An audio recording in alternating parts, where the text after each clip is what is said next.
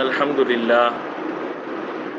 للہ وکفا والصلاة والسلام علی سید الانبیاء وعلی آلہ واصحابہ الاتقیاء اما بعد فاعوذ باللہ من الشیطان الرجیم بسم اللہ الرحمن الرحیم هنالک دعا زکریا ربہ قال رب هب لی من لدنک ذریۃ طیبہ إنك سميع الدعاء فنادته الملائكة وهو قائم يصلي في المحراب أن الله يبشرك بيحيى مصدقا بكلمة من الله وسيدا وحسورا ونبيا من الصالحين قال رب أنى يكون لي غلام وقد بلغني الكبر وامرأتي عاقر قال كذلك الله يفعل ما يشاء قال رب اجعل لي آية قال آيتك ألا تكلم الناس 3 أيام إلا رمزا واذكر ربك كثيرا وسبح بالعشي والإبكار صدق الله العظيم. ہنالک، یہاں پر دعا کی زکریا علیہ السلام نے ربہ، اپنے رب سے. ہنالک دعا زکریا ربہ، یہاں دعا کی زکریا علیہ السلام نے اپنے رب سے. قال، فرمایا، ربی، اے میرے پروردگار، حب لی، مجھے دیجیے، من لدنک، اپنے پاس سے، ذریۃً، اولاد، طیبۃً، پاکیزہ. قال رب حب لی من لدنک ذریۃً طیبہ، کہنے لگے، یا رب، مجھے خاص اپنے پاس سے پاکیزہ اولاد عطا فرما دے.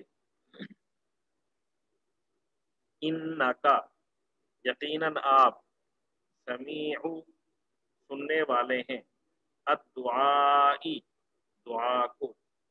انکا سمیع الدعاء، بے شک تو دعا کا سننے والا ہے. ہنالک دعا زکریا ربہ، اس موقع پر زکریا علیہ السلام نے اپنے رب سے دعا کی.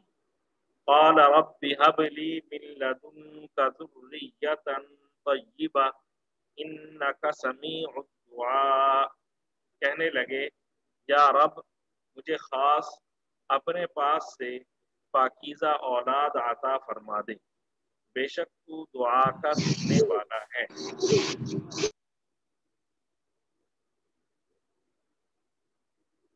فنادتہ، تو آواز دی اس کو، الملائکۃ، فرشتے نے. فنادتہ الملائکۃ، تو اس کو آواز دی فرشتے نے. وہو، اور وہ، قائم، کھڑے تھے، یصلی، نماز میں، فی المحراب، عبادت گاہ میں. فنادته الملائکۃ وهو قائم یصلی فی المحراب، چنانچہ ایک دن جب زکریا علیہ السلام عبادت گاہ میں کھڑے نماز پڑھ رہے تھے، فرشتوں نے انہیں آواز دی کہ ان اللہ، یقیناً اللہ، یبشرک، آپ کو خوشخبری دیتا ہے، بیحییٰ، یحییٰ کی، مصدقاً، جو تصدیق کرنے والے ہوں گے، بکلمۃ من اللہ، اللہ کے ایک کلمے کی، وسیدن اور سردار ہوں گے، وحصوراً اور عورتوں سے بے رغبت ہوں گے، ونبیًا اور نبی ہوں گے، من الصالحین نیک لوگوں میں سے، ان اللہ یبشرک بیحیی مصدقا بکلمۃ من اللہ وسیدا وحصورا ونبیا من الصالحین۔ اللہ آپ کو یحییٰ کی خوشخبری دیتا ہے جو اس شان سے پیدا ہوں گے کہ اللہ کے ایک کلمے کی تصدیق کریں گے، لوگوں کے پیشوا ہوں گے، اپنے آپ کو نفسانی خواہشات سے مکمل طور پر روکے ہوئے ہوں گے، اور نبی ہوں گے اور ان کا شمار راست بازوں میں ہوگا۔ فنادته الملائکۃ وهو قائم یصلی فی المحراب، چنانچہ ایک دن جب زکریا علیہ السلام عبادت گاہ میں کھڑے نماز پڑھ رہے تھے، فرشتوں نے انہیں آواز دی کہ ان اللہ یبشرک بیحییٰ مصدقا بکلمۃ من اللہ وسیدا وحصورا ونبیا من الصالحین۔ اللہ آپ کو یحییٰ کی خوشخبری دیتا ہے جو اس شان سے پیدا ہوں گے کہ اللہ کے ایک کلمے کی تصدیق کریں گے، لوگوں کے پیشوا ہوں گے، اپنے آپ کو نفسانی خواہشات سے مکمل طور پر روکے ہوئے ہوں گے، اور نبی ہوں گے اور ان کا شمار راست بازوں میں ہوگا۔ قال ربی، حضرت زکریا علیہ السلام نے کہا، ربی اے میرے پروردگار، انا کیسے ہوگا، یکون لی میرا غلام لڑکا، انا یکون لی غلام میرے ہاں لڑکا کیسے ہوگا، وقد حالانکہ بلغنی الکبر میں پہنچ گیا ہوں، الکبر بڑھاپے کو، وامرأتی اور میری بیوی عاقر بانجھ ہے، قال رب انا یکون لی غلام وقد بلغنی الکبر وامرأتی عاقر۔ زکریا علیہ السلام نے کہا، یا رب میرے یہاں لڑکا کس طرح پیدا ہوگا جبکہ مجھے بڑھاپا آ پہنچا ہے اور میری بیوی بانجھ ہے۔ قال رب انا یکون لی غلام وقد بلغنی الکبر وامرأتی عاقر۔ زکریا علیہ السلام نے کہا، اے رب میرے یہاں لڑکا کس طرح پیدا ہوگا جبکہ مجھے بڑھاپا آ پہنچا ہے اور میری بیوی بانجھ ہے۔ قال كذلك اللہ يفعل ما يشاء، قال اللہ تعالی نے فرمایا، كذلك اللہ اسی طرح اللہ، یفعل کرتا ہے، ما یشاء جو چاہتا ہے، قال كذلك اللہ يفعل ما يشاء، اللہ نے کہا اسی طرح اللہ جو چاہتا ہے کرتا ہے، قال كذلك اللہ يفعل ما يشاء، اللہ نے کہا اسی طرح اللہ جو چاہتا ہے کرتا ہے، قال حضرت زکریا علیہ السلام نے کہا، ربی اے میرے پروردگار، اجعل لی مقرر کر دیجئے میرے لیے، آیتن کوئی نشانی، اجعل لی بنا دیجئے، مقرر کر دیجئے میرے لیے، آیتن کوئی نشانی۔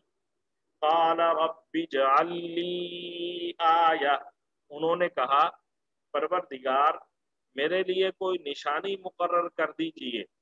قال اللہ تعالی نے فرمایا، آیتو کا تیری نشانی، اللہ یہ ہے کہ تکلما تو بات نہیں کرے گا الناسا لوگوں سے ثلاثۃ ایام 3 دن تک الا رمزا مگر اشارے سے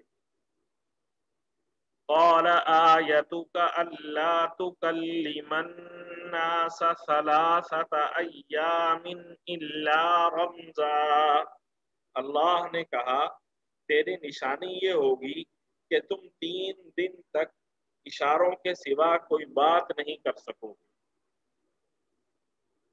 وَاذْكُرْ رَبَّكَ اور ذکر کرو ربک اپنے پروردگار کا کثیراً کثرت سے وسبح اور تسبیح بیان کرو بالعشی شام کو والابکاری اور صبح کو وَاذْكُرْ رَبَّكَ كَثِيرًا وَسَبِّحْ بِالْعَشِيِّ وَالْإِبْكَارِ اور اپنے رب کا کثرت سے ذکر کرتے رہو اور ڈھلے دن کے وقت بھی اور صبح سویرے بھی اللہ کی تسبیح کیا کرو قال رب اجعل لی آیہ انہوں نے کہا پروردگار میرے لیے کوئی نشانی مقرر کر دیجئے قال آیتک الا تکلم الناس ثلاثۃ ایام الا رمزا اللہ نے کہا تمہاری نشانی یہ ہوگی کہ تم 3 دن تک اشاروں کے سوا کوئی بات نہیں کر سکو گے وَاذْكُرْ رَبَّكَ كَثِيرًا وَسَبِّحْ بِالْعَشِيِّ وَالْإِبْكَارِ اور اپنے رب کا کثرت سے ذکر کرتے رہو اور ڈھلے دن کے وقت بھی اور صبح سویرے بھی اللہ کی تسبیح کیا کرو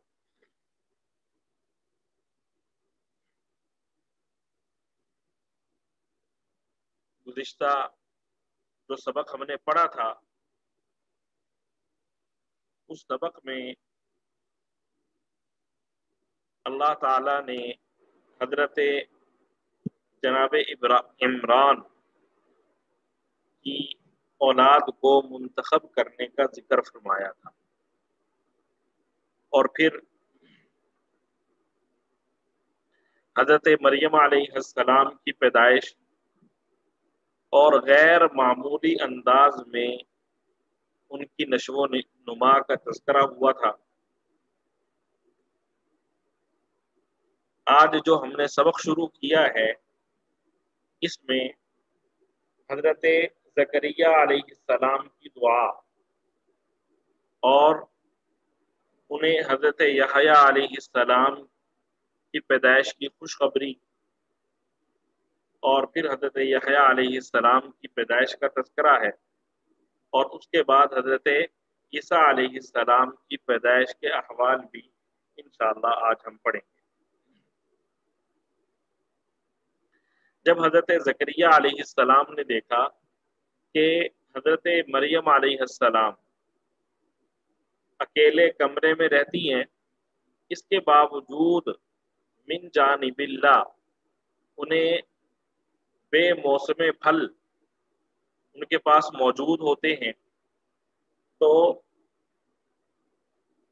ان پر اللہ کے اس کرم کا مشاہدہ ہوا تو بے ساختہ حضرت زکریا علیہ السلام کے دل میں اولاد کی خواہش جاگ اٹھی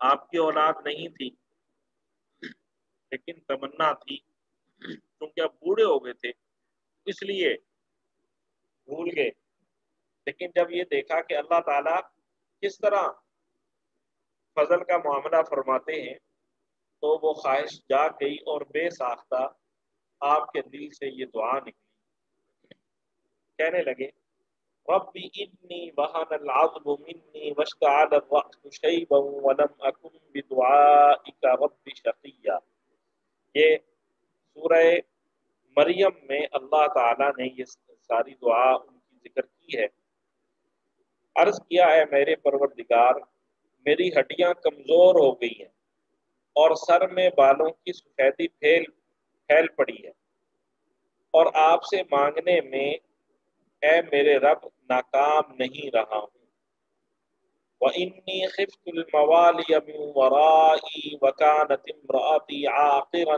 فَهَبْ لِي مِن لَّدُنكَ وَلِيًّا، اور میں اپنے بعد رشتہ داروں سے اندیشہ رکھتا ہوں اور میری بیوی بانجھ ہے، تو آپ مجھ کو خاص اپنے پاس سے ایک وارث دے دیجیے، یرثنی و یرث من آل یعقوب، کہ وہ میرا وارث بنے اور یعقوب کے خاندان کا وارث بنے، وجعلہ ربی رضیہ، اور اس کو اے میرے رب پسندیدہ بنائیے۔ تو یہ حضرت زکریا علیہ السلام نے دعا کی۔ حق تعالی شانہ نے حضرت زکریا علیہ السلام کی اس دعا کو قبول فرمایا اور فرشتوں کے ذریعے ان کو خوشخبری بھیجی کہ اللہ تعالیٰ تمہیں لڑکا عطا فرمائیں گے جس کا نام یحییٰ ہوگا، اور یہ لڑکا اللہ کے کلمہ یعنی حضرت عیسیٰ علیہ السلام کی تصدیق کرنے والا ہوگا، اور یہ لڑکا سردار ہوگا۔ یوں اللہ تعالیٰ نے ایک تو انہیں یہ اولاد کی خوشخبری دی، اولاد کی خوشخبری کے ساتھ ساتھ اللہ تعالیٰ نے انہیں ان کی خصوصیات بھی بیان فرما دی کہ وہ جو بچہ ہوگا وہ کیسا صاحب کمال ہوگا۔ یہاں پہ اللہ تعالیٰ نے جو الفاظ حضرت یحییٰ علیہ السلام کے لیے استعمال کیے ہیں، پہلا لفظ استعمال کیا سیدہ، کہ وہ اپنی قوم کا سردار ہوگا، اور فرمایا آگے وحصورا، سیدا وحصورا، کہ وہ حصور ہوں گے۔ حصور کسے کہتے ہیں؟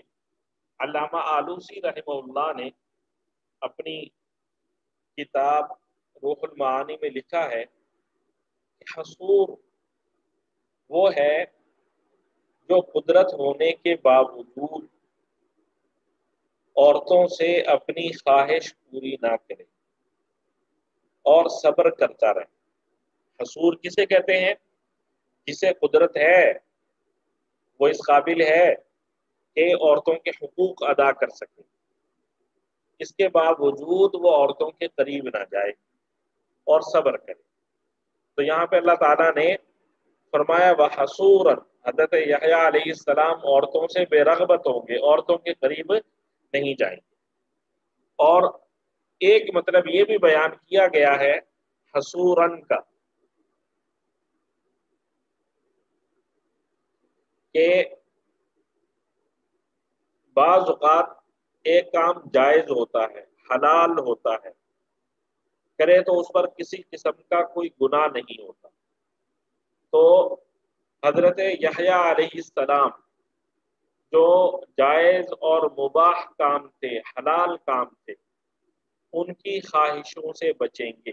حصوراً کا معنی جائز اور حلال کام کی خواہش سے بچنا، مباح اور حلال کام کی خواہش سے بچنا۔ مثال کے طور پہ اوپر جو ابھی ذکر کیا، خواتین سے قدرت ہونے کے باوجود احتراز کرنا، بچنا، صبر کرنا۔ اب دیکھیں نکاح کے ذریعے عورت سے نکاح ہو سکتا ہے اور وہ عورت حلال ہو جاتی ہے۔ اب کوئی شخص روزانہ بھی اپنی خواہش پوری کر سکتا ہے، ہفتے میں بھی پوری کر سکتا ہے، مہینے میں بھی پوری کر سکتا ہے، سال میں بھی پوری کر سکتا ہے۔ تو حضرت یحییٰ علیہ السلام، اور یہ جائز بھی ہے خواہش پوری کرنا، اور ایک حدیث میں ہے کہ میاں بیوی ایک دوسرے سے خواہش پوری کرتے ہیں تو اس پر انہیں ثواب ملتا ہے۔ صحابہ نے عرض کیا یا رسول اللہ، یہ جو ہم اپنی نفسانی خواہش پوری کرتے ہیں اس پر بھی ثواب ہے؟ تو حضور صلی اللہ علیہ وآلہ وسلم نے فرمایا کہ اگر وہ ناجائز طریقے سے یہ خواہش پوری کرے تو اسے گناہ نہیں ہوگا؟ صحابہ نے کہا جی ہاں بالکل اسے گناہ ہوگا۔ حضور صلی اللہ علیہ وآلہ وسلم نے فرمایا جب غلط طریقے سے اپنی خواہش پوری کرنے پر گناہ ہے تو حلال انداز میں اپنی خواہش پوری کرنے پر ثواب ملے گا۔ تو بہرحال حضرت یحییٰ علیہ السلام کی یہ صفت بیان کی اللہ تعالیٰ نے کہ وہ حصور ہوں گے، یعنی جو ان کی جائز خواہشات، جائز ضروریات ہوں گی، ان کی خواہش بھی وہ نہیں فرمائیں گے۔ اور پھر آگے اللہ تعالیٰ نے فرمایا وَنَبِيًّا، کہ وہ نبی بھی ہوں گے، اور فرمایا وہ صالحین میں سے ہوں گے، صالحین میں سے۔ اللہ تعالیٰ نے قرآن پاک میں صالح ہونا، یہ کئی جگہوں پر انبیاء کی خصوصیت اور انبیاء کی صفت بیان کی ہے۔ صالح کا مطلب ہے ایسا شخص جو گناہوں سے بچے اور نیکیوں سے اپنے آپ کو آراستہ کرے۔ صالح کہتے ہیں ایسا شخص جو گناہوں سے بچے اور نیکیوں سے اپنے آپ کو سجا کے رکھے، اپنی ذات کو اللہ تعالیٰ کی طرف رجوع کرے، تو ایسا شخص صالح کہلاتا ہے۔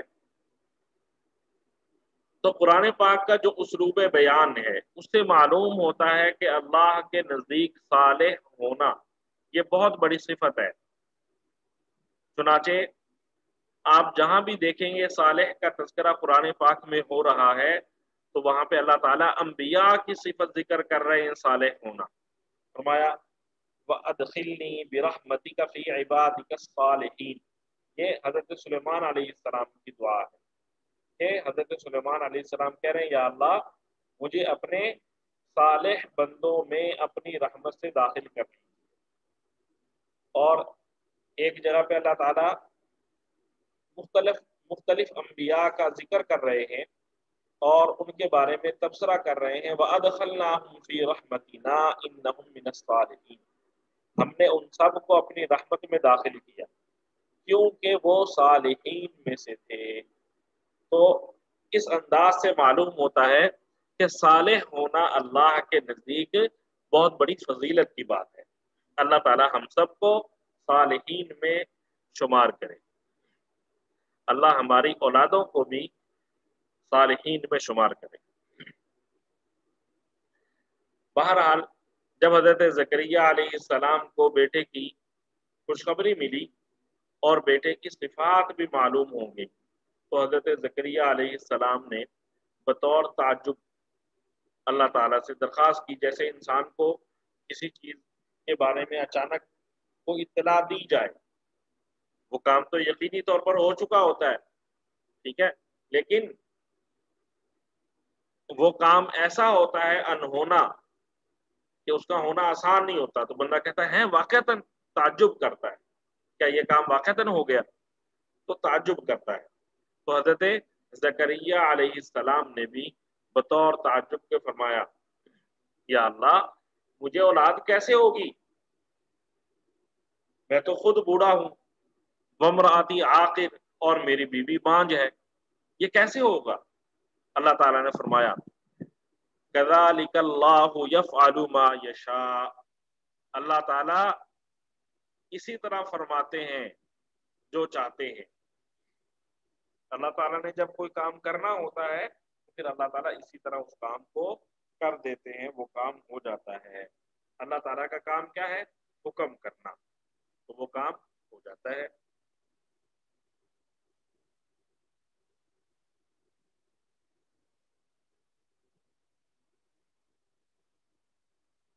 بہرحال حضرت زکریا علیہ السلام کو جب تسلی ہو گئی کہ اللہ تعالیٰ مجھے بیٹا عطا فرمائیں گے تو عرض کرنے لگے یا اللہ میرے لیے آپ کوئی ایسی نشانی مقرر کر دیجئے، اجعل لی آیا، آپ میرے لیے کوئی نشانی مقرر کر دیجئے جس سے مجھے پتہ چل جائے کہ حمل ٹھہر چکا ہے۔ آج بھی ہم حمل کے لیے بعض کا ڈاکٹروں کے پاس جاتے ہیں پتہ چلے حمل ہوا ہے کہ نہیں، تو حضرت زکریا علیہ السلام نے بھی اللہ تعالیٰ سے فرمایا آپ میرے لیے نشانی مقرر کر دیجئے جس سے مجھے پتہ چلے کہ حمل ٹھہر چکا ہے۔ اللہ تعالیٰ نے فرمایا آیتک اللہ تکلم الناس ثلاثۃ ایام الا رمزا، آپ کی نشانی یہ ہے کہ آپ 3 دن 3 رات تک لوگوں سے بات نہیں کر سکیں گے۔ جہاں پہ اللہ تعالیٰ نے فرمایا ثلاثۃ ایام، جبکہ سورہ مریم میں اللہ تعالیٰ نے 3 راتوں کا بھی ذکر فرمایا ہے۔ بہرحال خلاصہ یہ تھا، مقصد یہ تھا کہ آپ کلام نہیں کر سکیں گے، بول نہیں سکیں گے، ہاں ہاتھ سے بھی اشارہ کر سکیں گے، آپ سر سے بھی اشارہ کر سکیں گے، لیکن زبان سے آپ کا کلام نہیں ہو سکے گا۔ بہرحال اللہ تعالیٰ نے حضرت زکریا علیہ السلام کو یہ خوشخبری دی، اور پھر اللہ تعالیٰ نے ان کے ساتھ یہ معاملہ کیا کہ واقعتاً جب ان کی اہلیہ کو حمل ٹھہرا تو ان سے اللہ تعالیٰ نے کلام کرنے کی جو قوت تھی اسے سلب فرما دیا۔ یہاں پہ ایک چیز اور ذہن میں رہنی چاہیے کہ اللہ تعالیٰ نے حضرت یحییٰ علیہ السلام کی جو صفت ذکر کی ہے حصوراً، کہ وہ عورتوں سے پرہیز کرنے والے ہوں گے،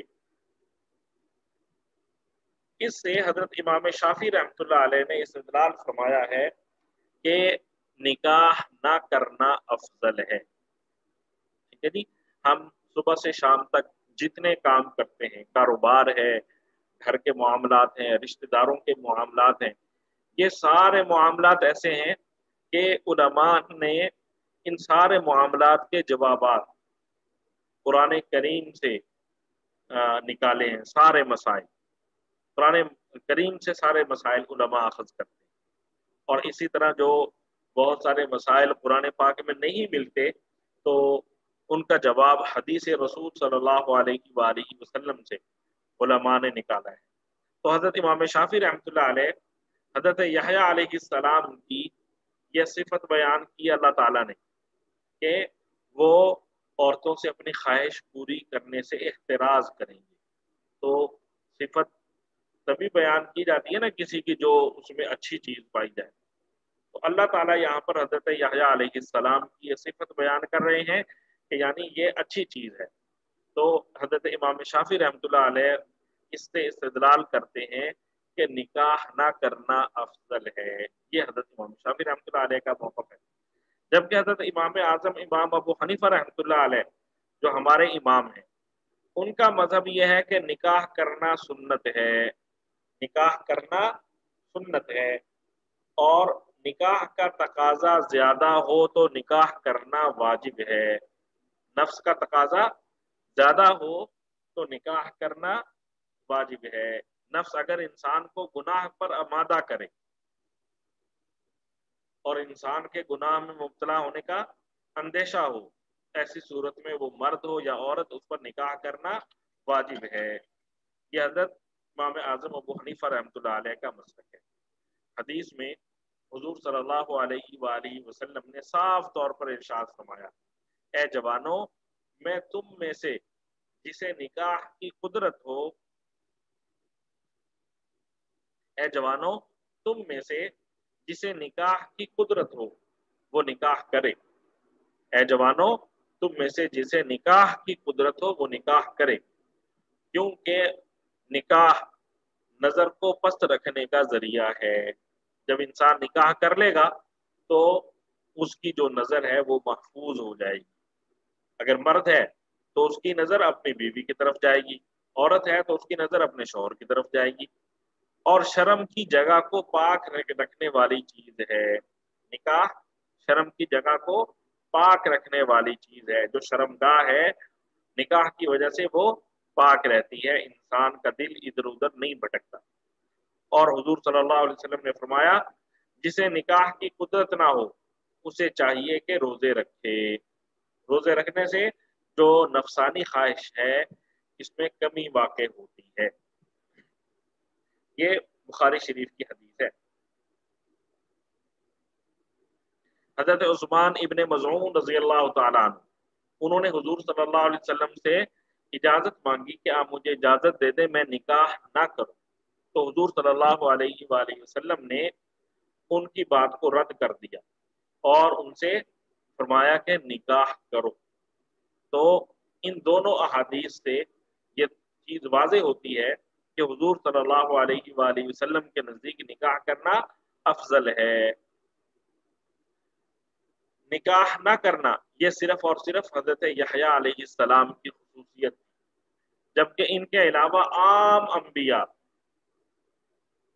سب کے بارے میں مختلف انداز میں یہ چیز موجود ہے کہ سارے انبیاء نکاح کرتے رہے۔ چنانچہ ایک جگہ پہ قرآن پاک میں وَلَقَدْ أَرْسَلْنَا رُسُلًا مِّن قَبْلِكَ وَجَعَلْنَا لَهُمْ أَزْوَاجًا وَذُرِّيَّةً، اور البتہ تحقیق ہم نے آپ سے پہلے رسول بھیجے اور ان کے لیے بیویاں مقرر کی اور اولاد مقرر کی اور انہیں اولاد عطا فرمائی۔ وَجَعَلْنَا لَهُمْ أَزْوَاجًا، ہم نے انہیں بیویاں دی، وَذُرِّيَّةً اور اولاد دی۔ تو اس سے بھی معلوم ہوا کہ قرآن پاک میں اللہ تعالیٰ نے واضح کر دیا کہ انبیاء جو تھے ان کا کیا طریقہ ہے، نکاح کرنا، تو اس لیے نکاح کرنا چاہیے۔ ایسے ہی حضور صلی اللہ علیہ وآلہ وسلم نے ارشاد فرمایا 4 چیزیں پیغمبروں کے طریقوں میں سے ہیں، 4 چیزیں پیغمبروں کے طریقوں میں سے ہیں۔ نمبر 1 شرم والا ہونا، یعنی حیا والا ہونا، یہ بھی انبیاء کا طریقہ ہے۔ عطر لگانا، خوشبو لگانا، یہ بھی انبیاء کی سنت ہے۔ مسواک کرنا، دانت صاف کرنا، یہ بھی انبیاء کی سنت ہے۔ اور نمبر 4 فرمایا نکاح کرنا، یہ بھی انبیاء کا طریقہ ہے۔ تو ان سب چیزوں سے یہ معلوم ہوا کہ ہمیں نکاح کرنا چاہیے، اور نکاح کرنا حضور صلی اللہ علیہ وآلہ وسلم کا طریقہ رہا، انبیاء کا طریقہ رہا۔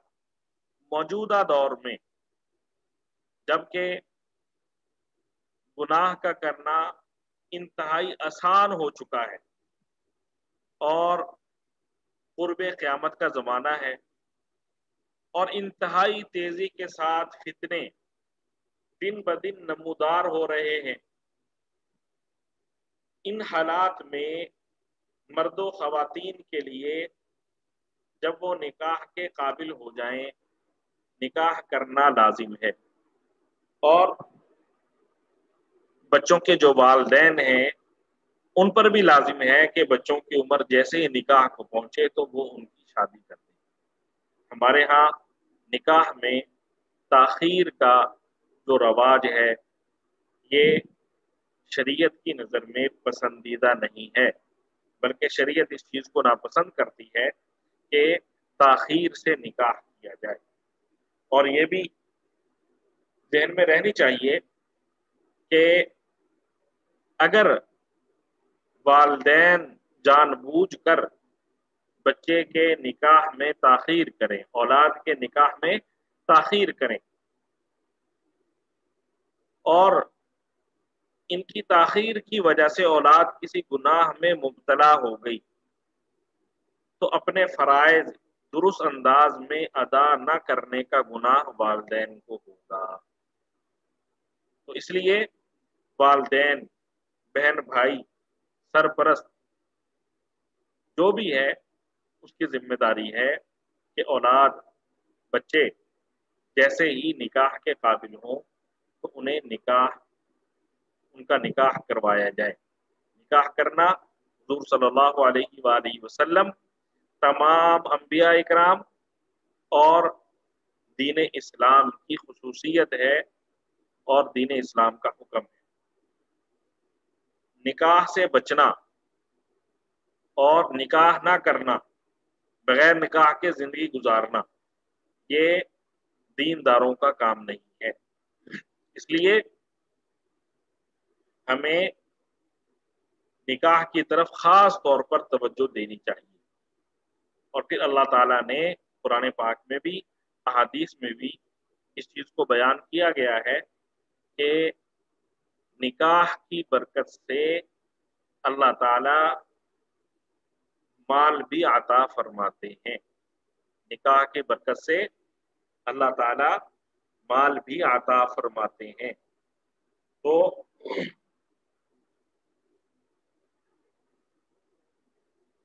اگر کسی کے پاس مال نہ بھی ہو تو تب بھی نکاح سے احتراز نہیں کرنا چاہیے، نکاح کرنا چاہیے۔ اور یہ سوچ کہ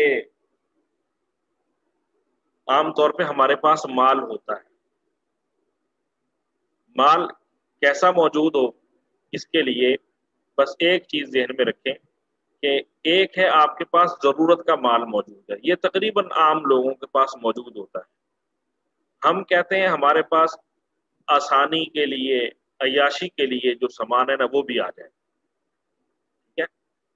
عیاشی سے مراد دوسری عیاشی نہیں، جو ہماری حدود میں ہے تو اس کا بھی ہمارے پاس سامان آ جائے۔ تو شریعت کہتی ہے جب آپ کے پاس ضرورت کا سامان ہے تو اس کی وجہ سے آپ یہ جو نکاح ہے اس کو تاخیر میں نہ ڈالیں، نکاح کر لیں جب ضرورت کا سامان موجود ہے، ضرورت کی چیزیں موجود ہیں۔ باقی اللہ تعالیٰ نکاح کی برکت سے، رشتہ داری کی برکت سے راستے کھولیں گے، برکتیں عطا فرمائیں گے۔ بہرحال دعا ہے اللہ تعالیٰ ہم سب کو قرآنی ہدایات پر عمل کی توفیق عطا فرمائے۔ صلی اللہ علیہ وآلہ وسلم۔ آج کے لیے اتنا ہی، کل انشاءاللہ آگے پڑھیں گے۔